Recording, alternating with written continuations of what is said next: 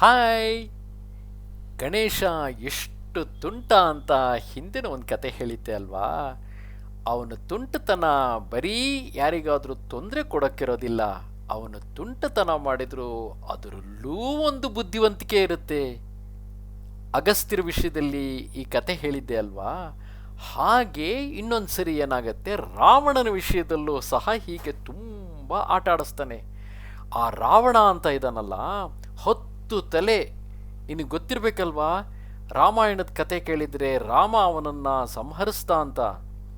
ಅದಕ್ಕೆ ಮುಂಚೆ ಏನಾಗುತ್ತೆ, ಒಂದು ಸಾರಿ ರಾವಣ ದಾರಿನಲ್ಲಿ ಬರ್ತಾ ಇರಬೇಕಾದ್ರೆ, ವಿಮಾನದಲ್ಲಿ ಕೂತ್ಕೊಂಡು ಬರ್ತಾ ಇರಬೇಕಾದ್ರೆ ಎದುರುಗಡೆ ಕೈಲಾಸ ಪರ್ವತ ಕಾಣುತ್ತೆ. ಕೈಲಾಸ ಪರ್ವತದ ಮೇಲೆ ಶಿವ ಕೂತಿದ್ದಾನೆ ಅಂತ ಕೇಳಿರ್ತಾನಲ್ವಾ? ಹಾಗಿರಬೇಕಾದ್ರೆ ಶಿವನ್ನ ಕರೆದರೆ ಶಿವ ಬರೋದಿಲ್ಲ ಮನೆಗೆ. ಅವನು ಕೈಲಾಸ ಪರ್ವತ ಬಿಟ್ಟು ಎಲ್ಲಿಗೂ ಬರೋದಿಲ್ಲ. ಒಂದು ಮಾಡ್ತೀನಿ, ಕೈಲಾಸ ಪರ್ವತನೇ ಎತ್ಕೊಂಡು ಹೋಗ್ಬಿಟ್ರೆ ಸೀದಾ ಏನು ಮಾಡ್ತಾನೆ, ಕೈಲಾಸ ಪರ್ವತದ ಬುಡಕ್ಕೆ ಕೈ ಹಾಕ್ಬಿಟ್ಟು ಅದನ್ನು ಎತ್ತಕ್ಕೆ ಹೋಗ್ತಾನೆ. ಅಬ್ಬಬ್ಬಾ, ಏನು ಶಕ್ತಿ ಅಲ್ವಾ ರಾವಣಂಗೆ! ಆವಾಗ ಶಿವ ಏನು ಮಾಡ್ತಾನೆ ಗೊತ್ತಾ, ಸುಮ್ಮನೆ ಒಂದು ಅಂಗುಷ್ಟದಲ್ಲಿ ಅವನ ಹೆಬ್ಬೆರಳಲ್ಲಿ ಹಿಂಗೆ ಕೈಲಾಸನ ಮೀಟ್ತಾನೆ. ಅಷ್ಟೇ. ಅವನು ಹಿಡಿಯೋಕ್ಕೆ ಅಂತ ಬುಡಕ್ಕೆ ಕೈ ಹಾಕಿ ಎತ್ತುತ್ತೀನಿ ಅಂತ ಹೋಗಿದ್ನಲ್ಲ, ಅವನ ಕೈನೇ ಬುಡದಲ್ಲಿ ಸಿಕ್ಕಾಕೊಂಡ್ಬಿಡುತ್ತೆ. ಆಗ ತನ್ನ ತಪ್ಪು ಒಪ್ಕೊಂಡು ಶಿವಂಗೆ ಉದ್ದಕ್ಕೆ ನಮಸ್ಕಾರ ಮಾಡ್ತಾನೆ ರಾವಣ. ಆವಾಗ ಅವನ ಭಕ್ತಿಗೆ ಮೆಚ್ಚಿಬಿಟ್ಟು ಶಿವ ಏನು ಮಾಡ್ತಾನೆ, ತನ್ನ ಆತ್ಮಲಿಂಗನೇ ಕೊಟ್ಟು ಕಳಿಸ್ಬಿಡ್ತಾನೆ. ಅಬ್ಬಾ, ಆತ್ಮಲಿಂಗ ಅಂತಂದರೆ ಏನು? ಶಿವನ ಸ್ವರೂಪನೇ. ಅದನ್ನು ರಾವಣ ಎತ್ಕೊಂಡು ಹೋಗಿ ಲಂಕೆನಲ್ಲಿ ಏನಾದರೂ ಇಟ್ಕೊಂಡ್ಬಿಟ್ಟ ಅಂತಂದರೆ ಲಂಕೆನ ಯಾರು ಸೋಲ್ಸೋಕ್ಕೆ ಆಗಲ್ಲ, ಲಂಕೆಗೆ ಯಾರು ಬರೋಕ್ಕೆ ಆಗಲ್ಲ. ಆಮೇಲೆ ಮುಂದೆ ರಾವಣನ್ನ ಕೊಲ್ಲೋದು ಹೇಗೆ? ಅದೆಲ್ಲ ಯೋಚನೆ ಮಾಡಿಕೊಂಡೇ ಬಹುಶಃ ಅವನು ಆತ್ಮಲಿಂಗ ಕೇಳಿರ್ಬೇಕಲ್ವಾ.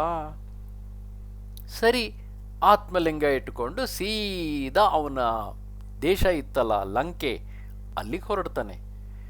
ಆವಾಗ ದೇವತೆಗಳಿಗೆಲ್ಲ ಹೆದರಿಕೆ ಶುರುವಾಗುತ್ತೆ. ಏನಪ್ಪ ಕತೆ ಇದು? ಶಿವ ನೋಡಿದರೆ ಖುಷಿಯಾಗಿ ತನ್ನ ಆತ್ಮಲಿಂಗನೇ ಕೊಟ್ಬಿಟ್ಟ. ಈಗ ಅವರೆಲ್ಲ ಗಣಪತಿ ಹತ್ರ ಬರ್ತಾರೆ. ಏನಾದರೂ ಮಾಡು ಗಣಪತಿ, ಆ ಲಿಂಗ ಅವನ ಜೊತೆ ಲಂಕೆಗೆ ಹೋಗದ ಹಾಗೆ ತಡಿ ಅಂತ. ಏನಾಗುತ್ತೆ, ಅಷ್ಟೊತ್ತಿಗೆ ಸರಿಯಾಗಿ ಅವನು ಸಂಜೆ ಆಗ್ತಾ ಬಂದಿರುತ್ತೆ. ನಾವು ಗೋಕರ್ಣ ಅಂತ ಹೇಳ್ತೀವಲ್ಲ, ಕರ್ನಾಟಕದಲ್ಲೇ ಇದೆ. ಆ ಗೋಕರ್ಣದಲ್ಲಿ ಸಮುದ್ರ ತೀರದ ಹತ್ರ ಬಂದಿರ್ತಾನೆ. ಅಷ್ಟೊತ್ತಿಗೆ ಸಂಜೆ. ಹೇಳಿ ಕೇಳಿ ರಾವಣ ಬ್ರಾಹ್ಮಣ, ಅವನೀಗ ಸಂಧ್ಯಾ ವಂದನೆ ಮಾಡಬೇಕು. ಆದರೆ ಶಿವ ಮೊದಲೇ ಹೇಳಿರ್ತಾನೆ, ನೀನು ಆತ್ಮಲಿಂಗನ ತಗೊಂಡು ಹೊರಟ್ರೆ ಎಲ್ಲೂ ಕೂಡ ಅದನ್ನು ನೆಲದ ಮೇಲೆ ಇಡಬಾರ್ದು, ಅದನ್ನು ನೇರವಾಗಿ ಲಂಕೆ ತನಕನೂ ತಗೊಂಡು ಹೋಗಬೇಕು ಅಂತ. ಈಗ ಏನು ಮಾಡೋದು? ಸಂಧ್ಯಾ ವಂದನೆ ಮಾಡಬೇಕು ಅಂತಂದರೆ ಇದನ್ನು ಕೈಲಿ ಹಿಡ್ಕೊಂಡು ಮಾಡೋಕ್ಕಾಗೋದಿಲ್ಲ. ಅಷ್ಟೊತ್ತಿಗೆ ಅಲ್ಲಿ ದನ ಕಾಯೋ ಒಬ್ಬ ಹುಡುಗ ಕಾಣಿಸ್ತಾನೆ. ಅವನಲ್ಲಿ ದನಗಳನ್ನು ಮೇಯಿಸ್ತಾ ಇರ್ತಾನೆ. ಆ ಹುಡುಗನ ಕರೆದ್ಬಿಟ್ಟು, ನೋಡು, ಈ ಲಿಂಗನ ಕೈಯಲ್ಲೇ ಹಿಡ್ಕೊಂಡಿರಬೇಕು, ಏನೇ ಕಾರಣಕ್ಕೂ ಕೆಳಗಿಡ್ಕೊಡ್ದು. ಕೆಲವೇ ನಿಮಿಷದಲ್ಲಿ ನಾನು ಹೋಗಿ ಬೇಗ ಸಂಧ್ಯಾ ವಂದನೆ ಮುಗಿಸ್ಕೊಂಡು ಬಂದ್ಬಿಡ್ತೀನಿ, ಅಲ್ಲಿ ತನಕ ಅದನ್ನು ಹಿಡ್ಕೊಂಡು ಕೂತಿರ್ಬೇಕು. ಸರಿ ಆಯಿತು. ಯಾರು ಆ ಹುಡುಗ?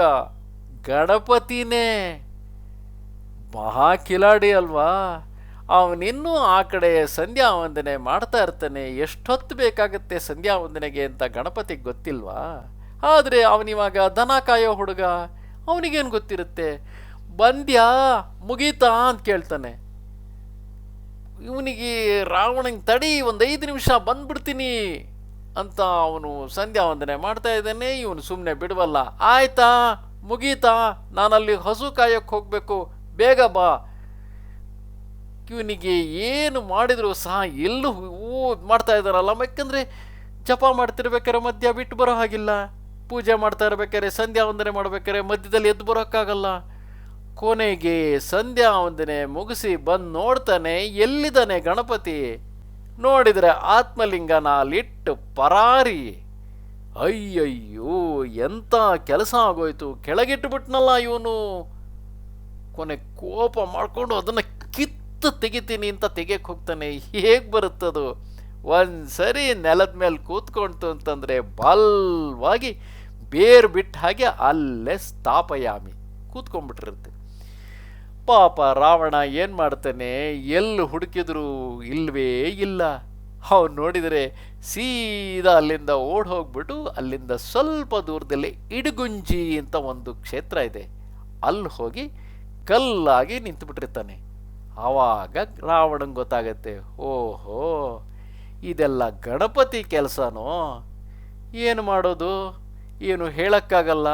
ಯಾಕೆ ಅಂತಂದರೆ ತಾನು ಸಹ ಶಿವಭಕ್ತ, ಶಿವಂಗೋಸ್ಕರ ಶಿವನ್ನ ಮೆಚ್ಚಿಸಿ ಆರಾಧಿಸಿ ಆತ್ಮಲಿಂಗನ ತಗೊಂಬಂದಿದ್ದೆ.